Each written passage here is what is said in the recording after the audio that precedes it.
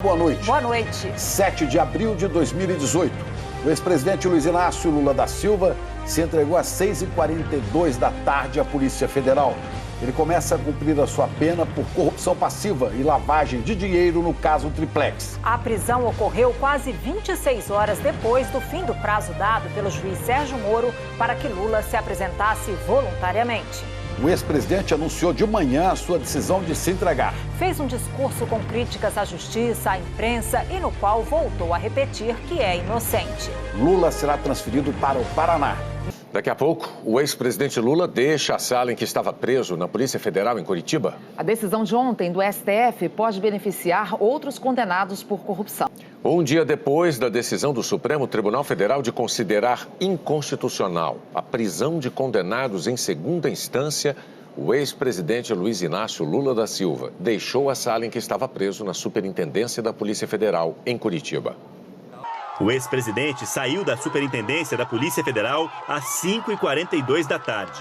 Do lado de fora, militantes, integrantes do Partido dos Trabalhadores e de movimentos sociais. O ministro do Supremo Tribunal Federal, Edson Fachin, anulou hoje todas as condenações impostas pela Justiça Federal do Paraná ao ex-presidente Lula no âmbito da Lava Jato. Em consequência disso, Lula recuperou os direitos políticos e se tornou elegível. O ministro Fachin baseou a decisão no entendimento que o STF teve em outros casos relativos a diferentes partidos para concluir que a Vara de Curitiba não tinha competência para julgar os casos, porque não havia relação direta apenas com os desvios de recursos da Petrobras, mas também com outros órgãos da administração pública. Os advogados do ex-presidente Lula declararam que sustentaram esse mesmo argumento por mais de 5 anos e que a decisão de Fachin é o reconhecimento de que sempre estiveram corretos.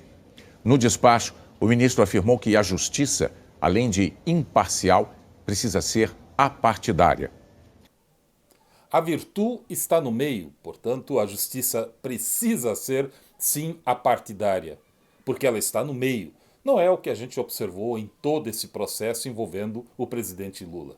Nós percebemos que não é simplesmente para livrar esse ou aquele juiz ou aquele procurador em relação a esse processo da Lava Jato. O que está em jogo, na verdade, é exatamente o Estado brasileiro, é o sistema jurídico brasileiro. São relações que estão muito colocadas, ameaçadas às benesses daqueles que se usufruem e que, de alguma maneira, sobrevivem por dentro da estrutura chamada Estado. Sem falar que o Brasil está se tornando um pária internacional. Portanto, alguns intelectuais, como Leonardo Boff, já apontou nessa possibilidade de uma intervenção internacional. É isso que está mexendo com a questão jurídica, com a questão exatamente envolvendo o presidente Lula. Não é por um acaso que no seu discurso ele faz referências a figuras internacionais, como, por exemplo, o presidente da Argentina, outros presidentes da América Latina, e faz referência ao Papa e assim por diante. Nós precisamos ter clareza que a política, como disse o Lula no discurso, a política é química. A emoção que faz parte desse processo, ele é natural, porque há no presidente Lula um projeto de nação. Por outro lado, hoje o Brasil não tem projeto. Se não fossem os 22 governadores se unindo para buscar, de alguma maneira, uma organização para enfrentar a pandemia, nós estaríamos numa situação pior ainda. O surgimento e essa anulação do processo é uma forma, de alguma maneira, de trazer esperança para o povo brasileiro. E a esperança só existe, como disse Walter Benjamin, da Escola de Frankfurt, só há esperança porque existe o desespero, pois sem desespero não haveria esperança. Política é química, como disse Lula. Política é envolvimento, é conversar, é buscar alternativas. E é nesse sentido que está pautado um projeto de nação. Há um projeto de nação com o presidente Lula.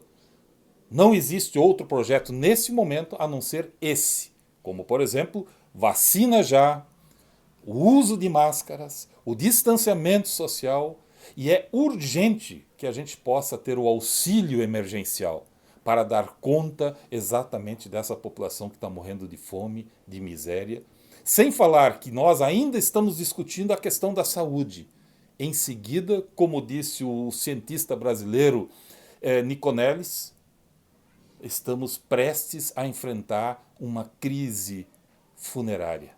E isto causa outros problemas, inclusive de contaminação do nosso lençol freático, os alimentos que não vão ser comprados internacionalmente se nós nos tornarmos um pária internacional. É urgente, é necessário que possamos retomar o crescimento político, social e econômico. Mas para que isso aconteça, para que o projeto de nação possa acontecer, é necessário que tenhamos imediatamente o fortalecimento dessa campanha, desse movimento Vacina Já. Nos acompanhe na rede, nos acompanhe no nosso canal. Até a próxima.